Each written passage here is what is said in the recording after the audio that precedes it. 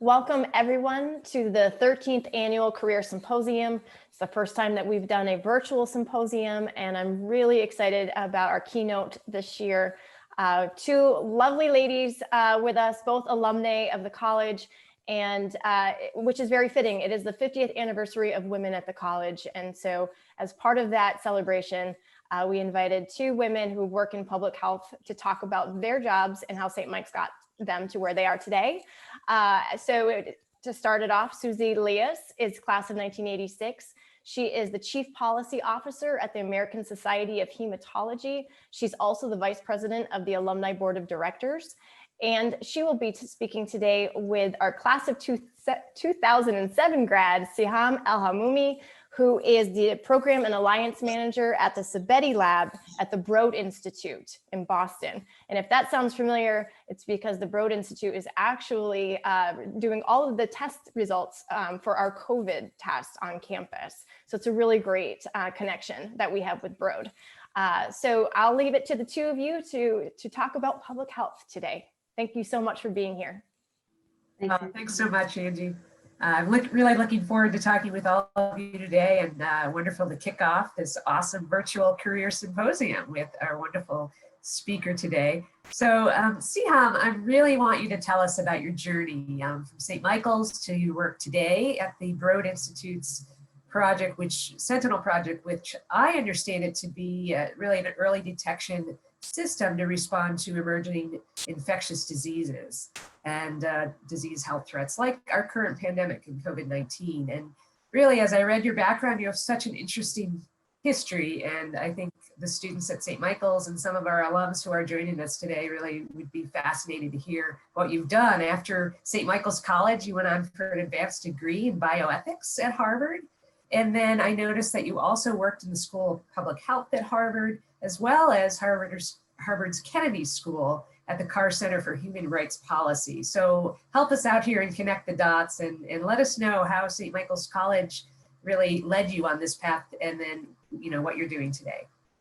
Great, thank you so much, Susie and Angie, for the lovely introduction. And it's quite an honor, and I'm really humbled by the invitation on such a special anniversary. I know that there are an incredible number of St. Michael's alumni that are doing incredibly relevant work during the pandemic, a lot of them frontline workers. So I want to honor their work and say thank you so much for this invitation.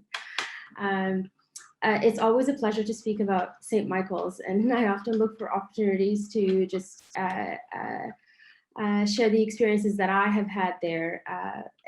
I should say that it is very much a home for me. It's a place that has not only given me my passion for public health and helped me find my voice and a vocation, but also a community of friends that I consider family. So it's quite a pleasure to speak with the new generation of students. Professional career. I kind of wanted to start it off by saying that it's never linear. It's always, there are always pivots, there are always risks that you have to take, there are always kind of opportunities to seek. And I think I got some of those first opportunities at St. Michael's. When I first started my freshman year, I wanted to be a doctor, and had taken a lot of pre-med classes. And it was through taking Professor John Carvelis, who I believe has retired by now, a class in economics, that I realized that my passion for change, for care professions could be realized in different ways than just medicine. And then probably the biggest turning point in my time at St. Michael's, and quite a stepping stone to giving me a vocation in life, was meeting Professor Trish Siplon at the Political Science Department and taking some of her classes. So I think very much so St. Michael's gave me my early beginnings and helped me articulate how I can get into a profession in public health. That's wonderful. I had Dr. Carvelis as well, and can attest to his wonderful classes and making economics fun, right? Absolutely, absolutely. John is a special treasure and quite a tough grader. I think I still have some of his essays just because I loved his comments. Yeah, yeah. I was a poli-sci major. Professor Simplon was not there, but I've met her since when I visited the college, and she's terrific. So I can see where she inspired you. Very much so. It was actually I had taken her AIDS class, AIDS policy class, which I believe she still offers, and that was really absolutely an eye-opener for me, and mostly because it kind of showed me what you can do in practice with passion for helping others, and kind of illuminated how a question in public health such as HIV had implications for policy, for our collective responsibility to act, and a lot of these things we can see today during this pandemic. I see actually a lot of parallels. That's so cool. Same thing in some of the classes that I took. I was so fascinated in how you could take what you learned in the book, right, and the discussions in class, and really apply it to everyday problems. And that's what a liberal arts education is all about, right? For sure. And I think beyond the classroom, there is a real translation into some of those concepts into everyday life. And I think there are a lot of opportunities at St. Michael's to do that. For example, I was a very, very active participant in the SCAC, in the Student Global AIDS campaign group on campus. I've done a lot of some of the MOVE activities and a service trip to India during my time. And I think that's what's special at St. Michael's, that focus on social justice. And perhaps it's easier to articulate that now with hindsight and with experience in a few years. But it's also the translating what you've learned, translating those theoretical at time concepts into real work. And it starts with campus participation, and it starts with the study abroad opportunities. It starts with the community that you build. To be honest, when I as a freshman at St. Michael's, my family had just immigrated to the United States. Beyond the community of friendship that I have found and mentorship in people like Professor Ramazani, Professor Siplon. I also, Professor Lori Gagne at the time that taught the Peace and Justice Seminar, Father Mike, who was just an incredible presence for a lot of us on campus. I found my voice, and I found what to do with that passion. And for me, it was public health. It was in doing work in treatment access campaigns. And that really inspired how to take that and keep it as you transition from a student into a professional setting, and kind of dealing with the contention of passion and livelihoods, some of those real challenges of how do you realize yourself professionally, how do you pursue your goals, but also maintain a lot of obligations that we have, whether financial or familial. So it's not easy. It's not easy, but I think I always learned too to do what makes you happy. And I think what I learned at St. Michael's College was the power of community and the importance of community and the importance of social justice issues and giving back and helping others.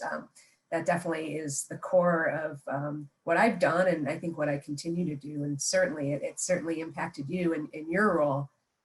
So, continue to tell us more about what you do in the Broad Institute, and then we'll talk a little bit more about public health. Yeah, I should say that it was not a straight line get into what I'm doing. I spoke a little bit about my academic leanings and how that I made that transition. And I think that there's a similar path there in professionally. My first job was in international development at actually a consulting firm that was based in Burlington, and is still based in Burlington. And that kind of opened a lot of doors into the practice of some of the concepts that we had, I was taught as an econ major and as a global studies minor at St. Michael's. St. Mike's also afforded a lot of opportunities for doing research and applied work. And I had done a trip with Professor Siplon in rural Tanzania, where we looked at a larger question of the social determinants of health and connections to prevalence of HIV in a rural area in Tanzania, in Iringa. While at St. Mike's, for example, I did a study abroad looking at diplomacy issues. And that really translated into a first job in international development, really understanding how applied work and how having an understanding of the vulnerable communities where we work can inform doing international development work in the United States. So really having that connection with and the humility to take to inform our work with what's the work on the ground rather. After that, I knew for sure that that the working in management and even in public health, even if it's work informing health systems, kind of did not have that applied work, did not have the passion. And I tried to keep that alive. And at the time, we felt divorced from my job. You know, I was a treatment access activist. I was an activist that worked on a lot of policy issues, and could not really marry the two. And that was a difficulty, at least for me in professional life, where I felt like I had to have a job to pay the bills, and then I did my passion on the side. But I constantly tried to look for opportunities to do both. So I just want to say that it's, I don't want to paint this rosy picture of you get your degree and then you get your dream job. I mean, for some people it looks that way, but it doesn't. And I think there is value in articulating that, and value in saying that it's not a straight line and you can get to it. So for example, to that end, and to try to answer that question, I looked into managing public health research projects, which I felt was kind of closer to doing the work that I wanted to do. And that was at the School of Public Health, where I managed a large portfolio of research on aging and on vaccines. And then at the Carr Center, where I had to do some really interesting work in defining a research focus on public health and technology. And that was one of the more innovative projects of the Carr Center for the last couple of years. And then how I ended up at Sentinel. So from kind of some time doing international development work, doing research work, there was an opportunity at the Broad Institute in doing more of the business development and the managing the projects there. And to be honest, it was quite just being at the right place at the right time, and being and working at the Sabeti lab within the Broad Institute, an infectious disease lab that uses computational methods to solve some of these issues. Oh, that's so fascinating. And certainly you had a lot of wonderful opportunities at St. Michael's. I probably didn't have as many, and that's what's so awesome about the college. It keeps getting better and better. But I spent a semester in Washington, D.C. Instead of a study abroad program. And that really opened my eyes up, right, to some real problems and, how you can use policymaking to solve those problems. And certainly I think that was the turning point too in my interest and my passion. And I've lived in the Washington, D.C. area ever since I graduated doing policy work. So can appreciate it, but also appreciating your comment before too about it takes a while to get there. And, it's all about networking and different experiences to figure out what you really like, what you're passionate about. And it's hard work too. And as you said, sometimes you got to just pay the bills and work on that passion on the side. And hopefully at one point they come together and there you are. Yeah. So. I think what's really important is not to lose it. I think Right. What really important is to really to do some reflection, figure out what it is that really animates you, that really wants you to makes you get up in the morning and want to do good work, and then have patience to find that path. And for a lot of people, it's going to grad school directly. For me, I thought that afterwards I was going to do a PhD program and be Trish Siplon. But that was not, but in practice, with whom I still share a very close friendship, it was not that path, and it was doing a professional degree in bioethics. And sometimes you really get to the life experience, the professional experience that you have prior to that, kind of really helps you articulate what it is that you want to do in a graduate program and in further training, and often can be the pivot to what you want. Yeah. But by no means kind of a traditional path is the only path. Yeah. I was really curious earlier during the introductions and during our exchange on touching on the social justice mission of St. Michael's College, and the importance of the critical thinking and looking at the world in that perspective, that I think at least I've learned, and Susie, I'm sure you have too, during your time at St. Michael's. I think it really informs not only our professional past and what we choose to do right now, but also helps us make sense of the world we live in during a pandemic. And for me, I've been very fortunate to be the alliance manager for a project that is very much have contemporary relevance. And through my work at the Broad, for example, it's the Broad has done incredible work since March to really mobilize to process COVID tests in partnership with the state of Massachusetts. So being at the Broad, being in the privileged position to manage in a project that addresses that's an early warning system for pandemics with a focus on West Africa, but very much our work can inform what's going on in our country as well and globally today. Oh, that's so incredibly fascinating, and I agree with you. I participated in MOVE when I was at St. Michael's, and I think also even beyond MOVE, the classes, the liberal arts education, the critical thinking skills that you learn are so important, as you said, and thinking about problems that we're working on today or problems that may come down the road. It's certainly served me well throughout my career. The good writing skills, my gosh, between political science, history, and English, I had a lot of to write, and certainly it's served me quite well today to know how to communicate effectively. Yeah, and I think there are connections even in, I think sometimes we fail to see the connection between that critical thinking, between thinking about questions of ethics in the work beyond social sciences, even in actual science, or if you're a software engineer, to have the critical thinking, to think about your audience, to think about the impact, to think about how to optimize the product that you are developing or creating for impact. I think those are the skills that we've learned at St. Mike's through some of the requirements. For example, why do you take a philosophy class? Many people have asked that. Why do we need a religious class? And I think it's those skills, the critical thinking, the really learning to interrogate the ethics of a question.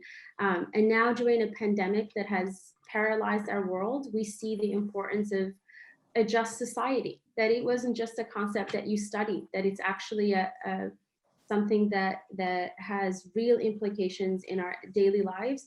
And I think we're all now realizing that an infectious pandemic and an infectious disease and a pandemic really brings that, really makes that evident. Absolutely, absolutely. I took bioethics, loved it, and also philosophy. I never thought I'd like philosophy, and Professor Timolty was one of my favorite. Me too. I took philosophy. Reading The Allegory of the Cave. Oh my goodness, I bring that with me every day. Also, interesting to hear you talk about, again, social justice issues, and certainly with COVID-19, summer and all the racial unrest, civil unrest this summer, and it still continues, of course. Now, what we saw, and American Society of Hematology, one of our big focuses is on sickle cell disease. And certainly those, and we've seen with COVID-19, it hits people of color disproportionately. And if you have sickle cell disease, which is a really devastating disease to begin with, and you get COVID, my goodness, those complications are that much worse. And I think, again, getting back to St. Michael's College and thinking about people and the impact, and, you know, again, taking that down to your career and thinking what you want to do to help people and having that broad impact. Again, I'm pulling back to your words there. It's just, it strikes me, and it's, I think, so important, and to have the global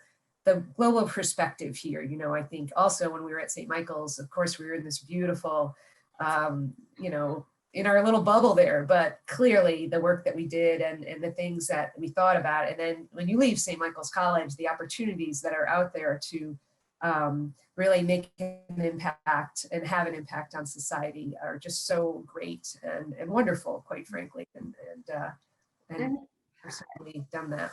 To your point, and maybe that's for those of us privileged to go to college and to go to such a special place at St. Michael's. It is a safe space to not only find yourself and your voice and a vocation, but also to learn how to make it relevant in everyday life, and how to carry on that St. Mike's tradition of social justice, of acting to maximize the good. For example, an effort to optimize what you do, and that can be applied in any field. It doesn't have to be in the caring professions, right? We think of questions of social justice and ethics that cannot exist in science, or they cannot exist in if you are a mathematician. I think optimizing anything that you do for the public good is a critical critical inquiry and a skill that we can develop, that at least I've developed at St. Michael's. I think it's also taking on the responsibility of doing good. And I think often we don't think that it's possible to do that unless you are in a grandiose profession. I very much disagree with that. I think being a teacher right now is as grandiose, is as brave as anything else. To go and teach, to go and put yourself, they are very much frontline workers.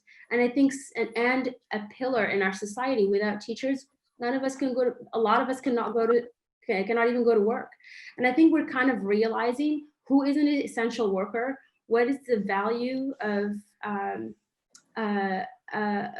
folks that we're not, of professions that we're not given the, being recognized for how crucial they are.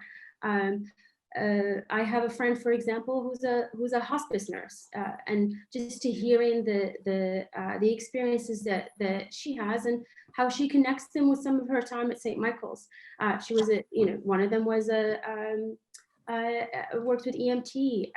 So there are a lot of connections that start early on and that we can develop and continue on in our chosen careers. Absolutely. So let's pivot a little bit. I mean, St. Michael's now has a public health program, and that was not there when I was at St. Mike's, which bums me out because I certainly would have enrolled in it, but so awesome that we have it now.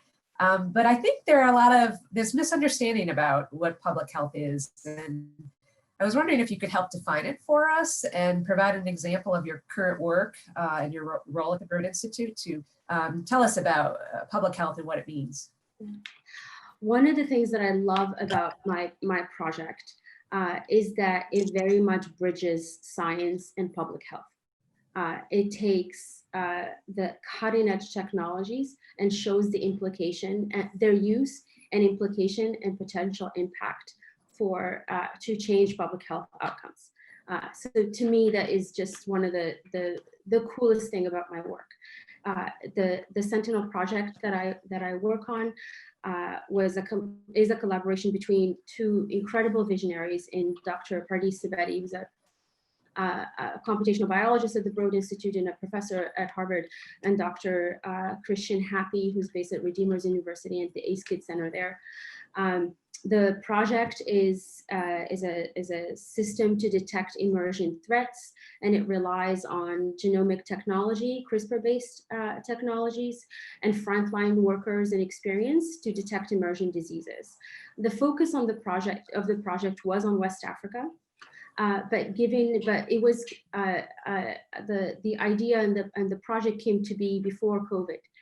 So it's really interesting to be trying to launch and implement an early detection system during a pandemic, right? So, and with all the challenges that it creates, from travel bans or disruptions to supply chains and the such.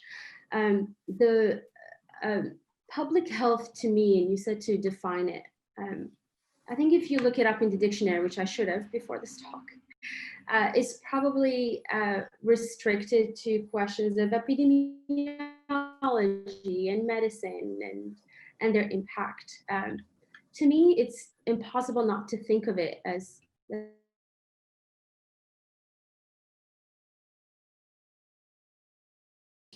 it's, for me, it's a political question. Public health is a question of policy. How to maximize, how to ensure equity in a population.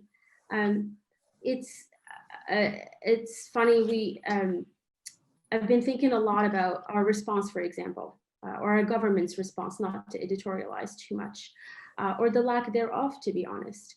To me, that's a failure in maximizing public health or in caring for public health.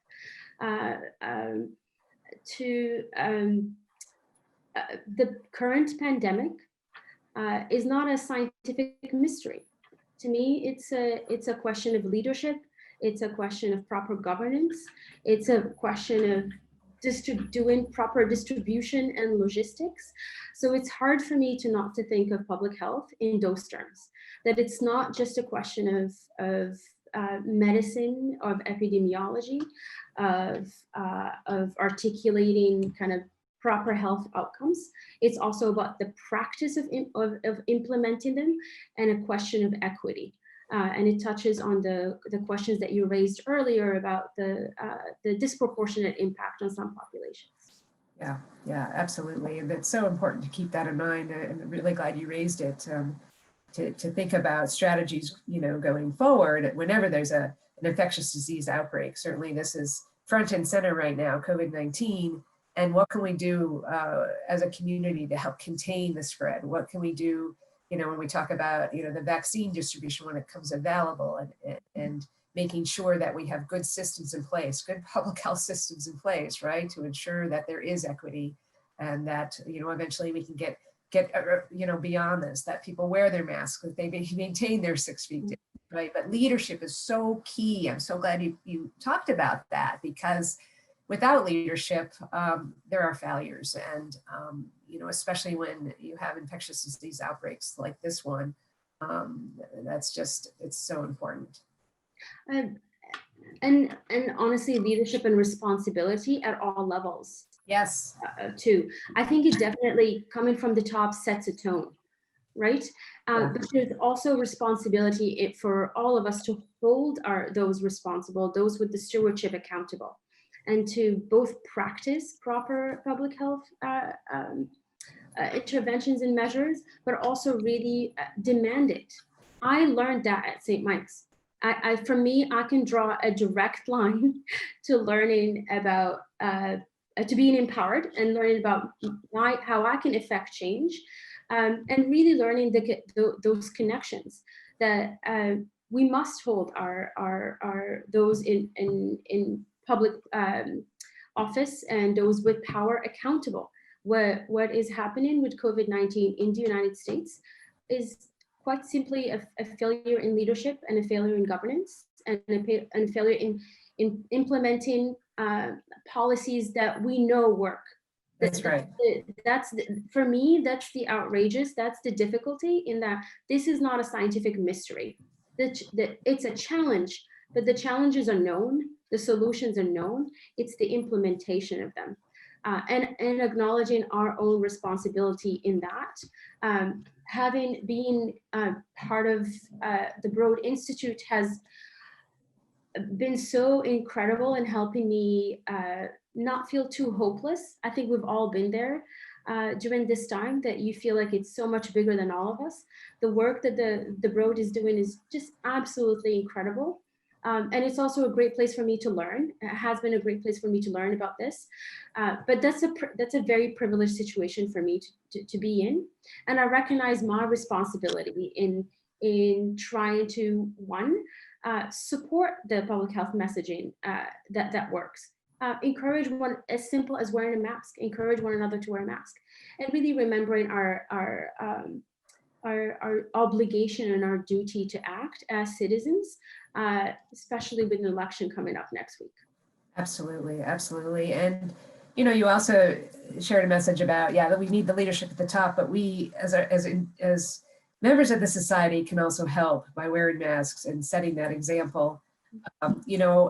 The other thing too, I think about our St. Michael's alums. I have a dear classmate of mine who's on the front lines in the hospital. And, I remember, a part of that responsibility is staying out of the hospital. And how can we do that? We have to follow the public health guidance, right? And wear our masks and do what we need to do, because boy, those frontline workers, I'm just so indebted to what they are doing, and obviously exposing themselves too, and doing it because they care, because they chose this field and they want to help. Yeah.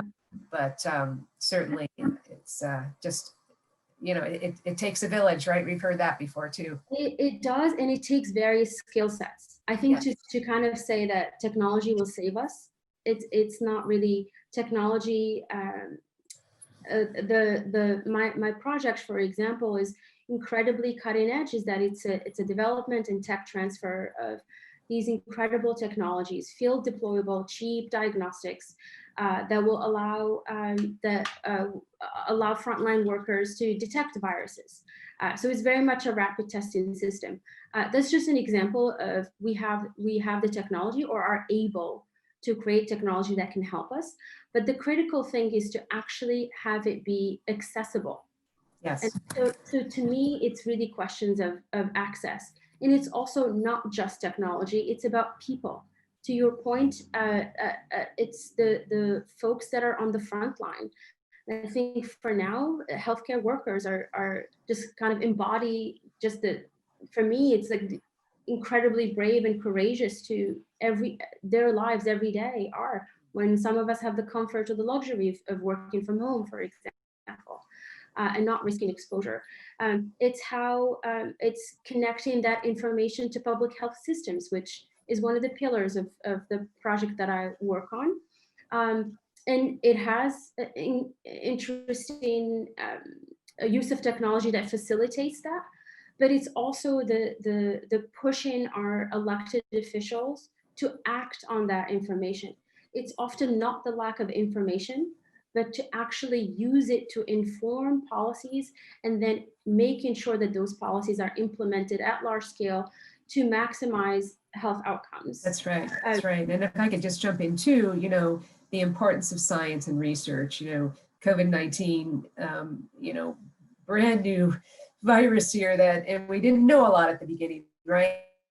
But the continued research, that's the other thing that I've been so fascinated by in some of our members of the organization that I work with, the association between, blood clots, right, and COVID. And that's been a lot of what our researchers have been working on. But the point here too I wanted to make is you're at the Broad Institute, private institution. I advocate for federal funding for research. So important. And one of the things I've really enjoyed working on in the past several months is trying to get additional dollars for Congress to approve, and for the administration to approve, as well as additional dollars for the National Institutes of Health and other agencies that do such important research. For the CDC, of course, the main agency that focuses on public health and the implementation of a lot of these strategies. But, the Food and Drug Administration, in terms of approvals of therapies and approvals of vaccine, it's the public-private partnership in an instance like this. But certainly we need, federal dollars to be sure that this wonderful intersection, when you say of technology, of science, of research, and of people really in public health and making it happen. I think that's a message I want to take back to the students too, in terms of, you know, whatever field you might be thinking about or whatever degree program you're in, there probably will be an intersection at some point. And that's what's so cool, quite frankly. Absolutely. You know? I think you raised two important points. One is how to marry all those different actors for impact, and that's really hard. And translation to actually interventions that work. And I think it's not. It may seem a bit mystical, but it's really not. We have done this in the past. There has been incredible patient advocates that have made it happen, and I think it's our responsibility to ask for it in our elected officials, but also be that change, live it as well. I work with software engineers, for example, that have to wrestle with these public health questions, with these ethical questions in developing an app, for example, for contact tracing. So you would never think of it. It's not easy to make the connection, but when you really think about it, it must inform your work. It must inform your work if that app is really to maximize the public good. For example, the second thing you touched on is the public health program at St. Michael's, which I'm really, really excited about, and really encourage anyone to either think about taking it also, or just taking classes with that are part of that curriculum. I like that they have a BS and a BA. So I was looking at some of the courses, and they're incredibly interesting. It's hard to, for me, a public health program is about practice. So in that sense, really seeking opportunities to practice and to translate that knowledge. And there are multiple opportunities. I know that there is a partnership with the Vermont Public Health Department, but seek them elsewhere. I've always thought that the intersection of looking at the social determinants of health was really, really interesting, and that can take you to different directions. The other thing is to really stress the equity and access components of it. What's the use of incredible public health interventions if there is no access to them? And to your points earlier about technologies, what's the point if they're not affordable, right? If they're not available. So once we have a vaccine, for example, if we cannot do distribution, if we cannot guarantee access, not just in the US, but globally, if COVID-19 has shown us anything, is our interconnectedness. That we need to think about some of those issues, and it's a responsibility for all of us, in big and small. Absolutely. We'll see how we are. I think running towards the end of our chat this afternoon. I could talk forever with you. It's been so much fun. And I also have to say, and you alluded to it as well, we have a huge election next week, and I hope most of you have voted. By the time you hopefully would have voted, but so important to keep our elected officials accountable and to be sure, as was mentioned, we make therapeutics and vaccines and accessible and affordable.